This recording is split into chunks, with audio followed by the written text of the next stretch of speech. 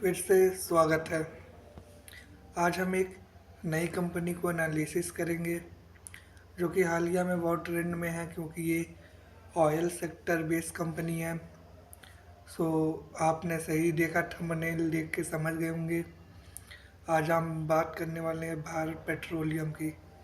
So start करते हैं। सबसे पहले introduction to Bharat petroleum corporation limited. So हम इसके कोर बिजनेसेस एंड विजन को देखेंगे। सबसे पहले देखते हैं is a leading player in the petroleum industry, focusing on refining, marketing, and distributing high quality product which while fostering sustainable practices and innovation. So ये mainly company का core businesses है। Refining और मार्केटिंग करना, distribution करना, high quality oil product, ये सब चीज़ है। फिर हम मार्केट कैपिटलाइजेशन की बात कर लेते हैं। सो कंपनी का मार्केट कैप है 1.2 लाख करोड़ से ऊपर, जो कि reflect it strong position in the industry driven by consistent revenue growth, operational efficiency and strategic investment in refining and distribution. So company की मार्केट कैप बहुत ज़्यादा है, 1.2 लाख करोड़। फिर हम कुछ हिस्टोरिकल बैकग्राउंड देख लेते हैं। ये फाउंडेड हुई थी 1952 में, यानी आज़ादी के कुछ समय बाद।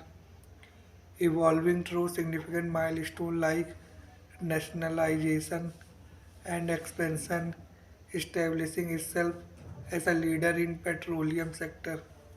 सो ये एक छोटा सा बैकग्राउंड है कंपनी का। फिर हम कुछ माइलस्टोन देख लेते हैं। सबसे पहले हम नेशनलाइजेशन देख लेते हैं। इन 1976 BPCL was nationalized, becoming a key player in Indian oil and gas sector. Indian oil नहीं, सॉरी, इंडिया ऑयल। फिर मेजर एक्सपेंशन की बात की जाए तो the company expanded refining capacity significantly in the 1990, boosting production and market reach. यानी देखा जाए तो मेनली 1990 से ही कंपनी की ग्रोथ बहुत ज़्यादा हुई है, यानी कि हम कह सकते हैं कि LPG रिफॉर्म के बाद कंपनी ने और तेज़ी से ग्रोथ देखी है। फिर हम बात करते हैं टेक्नोलॉजिकल अपग्रेड की, तो BPCL ने काफ़ी ज़्यादा, सो 2000 में कंपनी ने मॉडर्नाइजेशन और टेक्नोलॉजी के ऊपर काफ़ी ज़्यादा पैसा खर्च किया, जिसकी वजह से efficiency and environmental standard operational हो सके। फिर हम बात कर लेते हैं स्ट्रैटेजिक पार्टनरशिप। तो strategic partnership we are form in 2010, focusing on renewable energy and global market collaboration.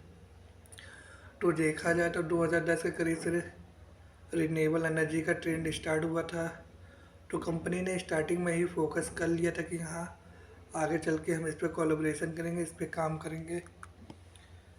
फिर हम देखते हैं कि मेजर एक्विजिशन की बात कर लेते हैं। तो जो भारत पेट्रोलियम में रहा है कि strategically expanded it portfolio through a significant acquisition and partnership, यानी कंपनियों को अपने में मिला लेना, उनके साथ हाथ में हाथ मिला के यानी पार्टनरशिप करके अपनी कैपेबिलिटी और मार्केट रीच को वेरियस सेगमेंट में बढ़ाना, ये सब कंपनी के स्ट्रेटेजिक में रहा है। फिर हम फाइनेंशियल परफॉर्मेंस की बात कर ली जाए तो revenue and profit trend over the past 5 year, highlighting की financial growth indicator and performance matrix. तो हम इसको देखते हैं कि क्या चीज़ है। पहले हम बात करेंगे प्रॉफिटेबिलिटी रेशियो की। तो profitability ratio measure BPCL ability to generate earning relative to it revenue. Key metrics include gross margin and net profit margin, indicating overall performance, healthy and operational efficiency। बात की जाए BPCL की profitability ratio की, सो ये depend होती है oil के price के डिमांड के ऊपर, यानी कि जितना डॉलर पर बैरल तेल होगा उस हिसाब से मार्जिन डिफाइन होता है। अगर ऑयल प्राइस स्काई रॉकेट हो गई तो कंपनी लॉस तक जा सकती है, बहुत बड़ा चैलेंजेस है। तो मेनली देखा जाता है कि एक स्टेबल प्राइस रहती है, उस पे अच्छे से मार्जिन बना लेते हैं तो प्रॉफिटेबिलिटी और ग्रोथ हो रही है, और जिसकी मदद से लिक्विडिटी आती है। यहाँ अगर सब कुछ कंट्रोल में रहेगा तो जिस हिसाब से कंपनी की प्लानिंग उस हिसाब से लिक्विडिटी भी इम्प्रूव होगी। सो ओवरऑल यही है इसके फाइनेंशियल की। फिर हम सेगमेंट वाइज एनालिसिस कर लेते हैं। तो provide overview of Bharat petroleum diverse revenue stream है, यानी एक प्रोडक्ट पे डिपेंडेंट नहीं होकर कई ज़्यादा रेवेन्यू स्ट्रीम है। Contribution from refining, marketing and retail segment which are vital for understanding the company financial dynamic. तो कंपनी काफ़ी अच्छा प्रॉफिट करी तो उसका डिविडेंड भी देगी ही। तो हम डिविडेंड पॉलिसी भी देख लेते हैं, जो कि हर शेयर होल्डर का फेवरेट पार्ट रहता है। सो इसमें aim to reward share holder through consistent return reflecting its robust financial performance and commitment to sustainable growth in the energy sector। तो कंपनी की सिंपल पॉलिसी है, जितना भी रिवॉर्ड आएगा सब शेयर होल्डर में बांटा जाएगा ताकि उनका ट्रस्ट और भरोसा बना रहे। मार्केट पोजीशन की बात कर ली जाए तो सिग्निफिकेंट मार्केट शेयर है। अगर इंडिया की पेट्रोलियम इंडस्ट्री की बात की जाए तो कह सकते हैं कि डोमिनेटिंग प्लेयर है। इंडियन ऑयल के बाद शायद इसी का नंबर आता है सेकंड पे।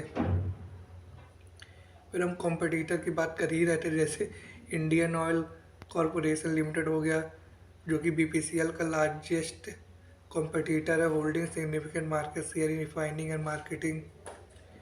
और बात की जाए प्राइवेट सेक्टर में तो अभी नए नए आए हैं हमारे मोटा भाई यानी रिलायंस के इंडस्ट्री, जो कि उन्होंने भी काफ़ी रिफाइनिंग और जियो बीपी के साथ पार्टनरशिप करके अपने आप को एक्सपेंड करने की कोशिश कर रहे हैं। सो ये भी एक नए कॉम्पिटिटर की तौर पर उभर के आए हैं। फिर हम आगे देखते हैं क्या है। फिर हम शॉर्ट एनालिसिस कर लेते हैं, यानी स्ट्रेंथ क्या है, वीकनेस क्या है, अपॉर्चुनिटी क्या है, थ्रेट क्या है। तो मैनेजमेंट के टर्म में एक इम्पॉर्टेंट कॉन्सेप्ट है किसी भी कंपनी को समझने के लिए। तो Bharat petroleum internal strength and weakness as well as external opportunity and threat guides strategic decision making. तो देखते हैं क्या है इसमें। पहला है स्ट्रेटेजिक इनिशिएटिव।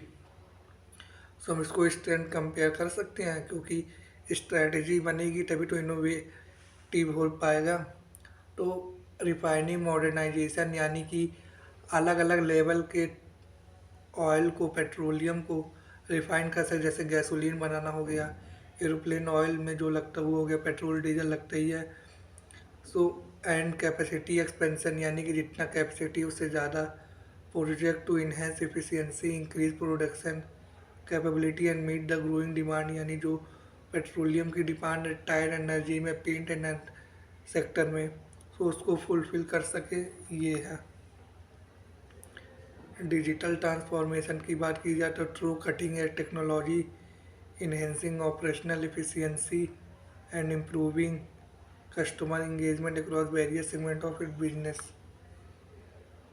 फिर सस्टेनेबिलिटी इनिशिएटिव की बात की जाए तो क्योंकि रिन्यूएबल एनर्जी का ट्रेंड बहुत ज़्यादा चल रहा है, तो कंपनी ने पूरा फोकस अपना स्ट्रेटजी रिन्यूएबल एनर्जी प्रोडक्ट के ऊपर लगा रही है कि हाँ ये फ्यूचर हो सकता है ऑयल के कंपेयर में, ये आगे चल के।